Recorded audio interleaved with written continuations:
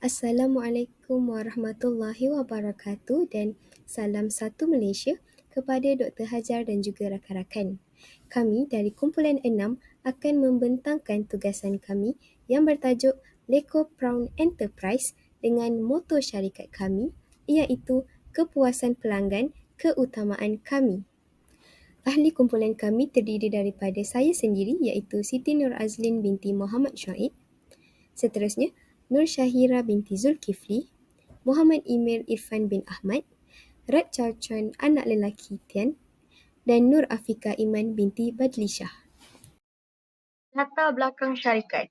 Leko Prawn Enterprise merupakan pengeluar keropok leko sejuk beku dan keropok udang yang akan mula beroperasi pada 1 Januari 2024. Syarikat akan menjalankan perniagaan di Kajang, Selangor. Visi Leko Prawn Enterprise adalah untuk memberi perkhidmatan yang berkualiti, pantas dan fleksibel bagi mencapai tahap kepuasan pelanggan. Dan misi syarikat pula adalah untuk menjadi antara pengeluar dan pemasar produk yang akan dikenali di seluruh negara dan merealisasikan syarikat hingga ke peringkat antarabangsa. Ini merupakan profil syarikat yang diberi nama Leko Prawn Enterprise. Kami menjual produk keropok leko sejuk beku dan juga keropok udang yang beralamat di Taman Kajang Utama, Kajang, Selangor. Di sini disertakan juga nombor telefon, email, website dan sasaran pelanggan kami adalah penduduk tempatan. Baiklah, seterusnya saya akan menerangkan proses pengeluaran produk oleh Leko Prawn Enterprise.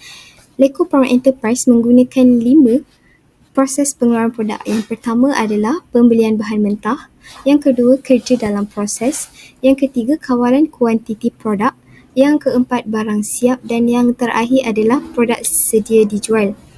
Okey, untuk yang pertama ni, pembelian bahan mentah, kami mencari pembekal dan memilih pembekal yang dapat memberikan kami bahan mentah yang segar. Contohnya, produk yang kami hasilkan adalah keropok lekor dan keropok udang. Oleh itu, kami mencari dan memilih pembekal yang dapat memberikan kami ikan dan udang yang segar. Ini untuk menjamin kualiti produk kami dan memberi kepuasan kepada pelanggan kami. Dan yang seterusnya, kerja dalam proses. Langkah ini sangat penting dilakukan supaya semua kerja dapat dilaksanakan dengan berjaya. Contohnya, produk yang kami hasilkan adalah keropok lekor.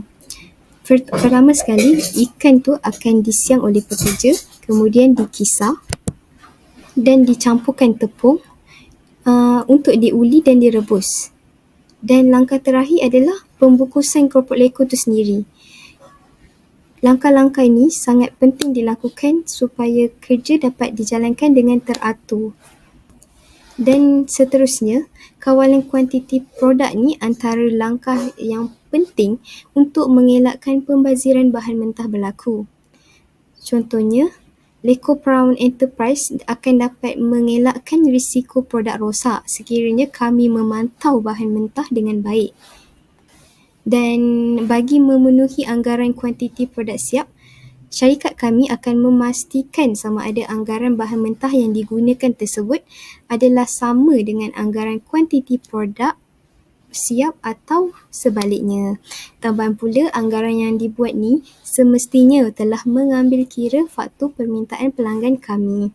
Oleh itu, syarikat kami perlulah bijak untuk mengawal kawalan kuantiti produk supaya produk yang kami hasilkan mencukupi sekaligus memenuhi permintaan pelanggan di samping mengelakkan pembaziran daripada berlaku. Dan untuk langkah keempat adalah barang siap. Barang siap ni kami akan membungkus dan packkan dia untuk dijual di pasaran. Dan yang kelima adalah produk sedia dijual. Untuk produk sedia dijual ni, Leko Prawn Enterprise membekalkan produk keropok lekor dan keropok udang. Kami akan pastikan harga yang kami kenakan adalah berpatutan. Oleh itu adalah menjadi tanggungjawab kami untuk keluarkan produk yang sedap untuk dimakan di samping mengekalkan kualiti produk kami. 1.4 Objektif umum belanjawan. Objektif yang utama adalah membuat perancangan tingkat aktiviti pengeluaran untuk satu tempoh perakaunan akan datang. Objektif yang kedua adalah memastikan agihan peruntukan yang teratur bagi memenuhi keperluan organisasi. Selain itu, menunjukkan arah dan hala tuju perancangan sesebuah organisasi dalam mencapai matlamat. Yang keempat, memastikan peruntukan dikawal agar perbelanjaan tidak berlebihan dan mengikut perancangan. Dan yang terakhir, menggalakkan pertumbuhan positif dalam industri pengeluaran keropok. Seterusnya, matlamat khusus. Yang pertama, sasaran unit jualan tahunan bagi kedua-dua produk adalah sebanyak 25,800 unit paket secara keseluruhan. Dan seterusnya, campuran jualan adalah 54% bagi keropok lekor dan juga 46% bagi keropok udang. Baiklah, seterusnya 1.6 analisis faktor. Faktor yang pertama adalah barisan produk. Produk utama yang dikeluarkan oleh Leko Prowse Enterprise adalah keropok leko sayur beku dan keropok udang. Faktor yang kedua adalah kualiti pekerja. Bagi memperolehi pekerja yang berkualiti, Leko Prowse Enterprise perlulah mempertimbangkan pekerja yang mempunyai pengalaman dan mempunyai kemahiran untuk berkomunikasi dengan baik. Seterusnya, aktiviti pesaing. Leko Prowse Enterprise sentiasa memastikan produk keropok leko dan keropok udang yang dihasilkan adalah berkualiti dan memenuhi cita rasa pelanggan serta dapat bersaing dengan produk-produk keropok leko dan keropok udang jenama lain di pasaran. Dan faktor yang terakhir adalah pasaran sasaran. Leko Prowse Enterprise memilih penduduk tempatan sebagai sasaran jualan. Ini bermakna syarikat akan memastikan produk keropok leko sayur beku dan juga keropok udang di kawasan bandar maupun luar bandar. 1.7 Strategi pelaksanaan. Strategi yang pertama ialah melantik pekerja yang mempunyai kepakaran dalam membuat keropok lekor sejuk beku dan keropok udang. Yang kedua ialah menyertai pameran makanan atau festival kulinari. Ketiga ialah menjalankan promosi dalam talian melalui laman web syarikat dan platform berkaitan. Seterusnya ialah meningkatkan kemahiran pekerja dalam proses penghasilan keropok lekor sejuk beku dan keropok udang. Strategi yang kelima ialah meningkatkan kebajikan pekerja yang terlibat dalam pengeluaran keropok lekor sejuk beku dan keropok udang. Akhir sekali ialah menyediakan insentif seperti bonus, prestasi atau anugerah untuk memotivasikan pekerja. 1.8 Perancangan keuntungan strategik. Menetapkan visi, misi dan objektif syarikat secara munasabah yang menjadi panduan bagi seluruh organisasi untuk mencapai keuntungan maksimum. Merancang portfolio perniagaan untuk mengenal pasti unit perniagaan yang menguntungkan dan tidak menguntungkan. Ini dilakukan untuk membimbing keputusan mengenai peruntukan atau penamatan sumber kewangan dalam portfolio. Membentuk strategi pemasaran yang akan mendukung syarikat dalam mencapai tujuan strategik secara keseluruhan. Belanjawan tunai menunjukkan bahawa syarikat Leko Prowse Enterprise mempunyai alir tunai positif pada setiap sukuan operasi perniagaan. Baki awal tunai dianggarkan sebanyak RM275,000. Sumber aliran masuk tunai adalah melalui penerimaan daripada jualan tunai dan pembiayaan daripada pinjaman bank. Manakala aliran keluar tunai terdiri daripada belanja untuk kos pengeluaran, belanja jualan dan pentadbiran, pembelian mesin, pembayaran balik pinjaman secara angsuran dan belanja faedah pinjaman. Leko Prowse Enterprise telah merekodkan belanjawan tunai menggunakan asas tunai. Dengan ini, belanja susun nilai tidak termasuk dalam belanjawan tunai kerana ia tidak melibatkan aliran keluar tunai. Melalui belanjawan yang telah disediakan, baki akhir tunai syarikat adalah sebanyak RM17,315.25.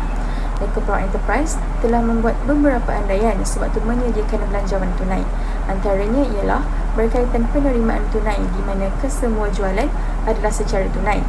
Bagi pembayaran tunai pula, pembayaran belian dibuat dengan mengandaikan 60% daripada jumlah belian adalah secara tunai, manakala baki belian sebanyak 40% adalah secara kredit dan dibayar pada sukuan berikutnya. Pinjaman sebanyak RM10,000 dengan kadar faedah 10% setahun dibuat pada sukuan pertama dan mula dibayar balik pada sukuan terakhir tahun 2024 secara ansuran sebanyak RM1,000. Okey, baiklah. Seterusnya, kita sedia maklum bahawa penyata pendapatan proforma ni sangat penting untuk disediakan. Ini kerana ia dapat menggambarkan prestasi perniagaan dalam tempoh yang akan datang. Ia juga menunjukkan ringkasan pendapatan dan perbelanjaan pada suatu masa yang tertentu. Okey, untuk itu, Leko Brown Enterprise telah menyediakan penyata pendapatan proforma dengan mengambil kira data-data yang terkandung di dalam belanjawan-belanjawan sebelum ini yang telah kami sediakan. Oleh itu, untuk mengira sama ada kami dapat rugi kasar atau untung kasar, jualan telah ditolakkan dengan kos barang dijual. Akan tetapi, sedikit mengecewakan apabila syarikat kami memperoleh rugi kasar. Hal ini dapat dibuktikan apabila rugi kasar yang ditunjukkan dalam penyata pendapatan proforma adalah sebanyak 87042, manakala rugi bersih kami pula adalah sebanyak 148490. Rugi kasar dan rugi bersih ini telah membuktikan bahawa prestasi kewangan Leko Brown Enterprise pada tahun 2024 adalah kurang memuaskan. Itu sebabnya kenapa kami menyediakan penyata pendapatan proforma ini, kerana sangat penting untuk kami mengetahui sama ada kami dapat untung atau rugi. Di sini ditunjukkan penyata kedudukan kewangan bagi Leko Brown Enterprise.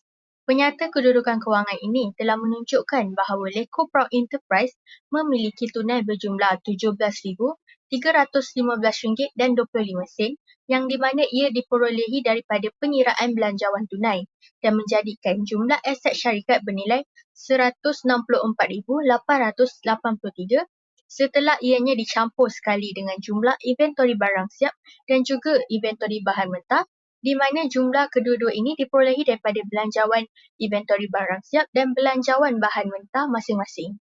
Ekuiti pemilik pula sebanyak RM126,510 jika ianya ditambah modal syarikat dan ditolak rugi bersih syarikat. Manakala syarikat juga telah menanggung liability berjumlah RM38,372.80. Sekian dari syarikat kami, Leko Brown Enterprise. Kepuasan pelanggan keutamaan kami. Sekian, terima kasih.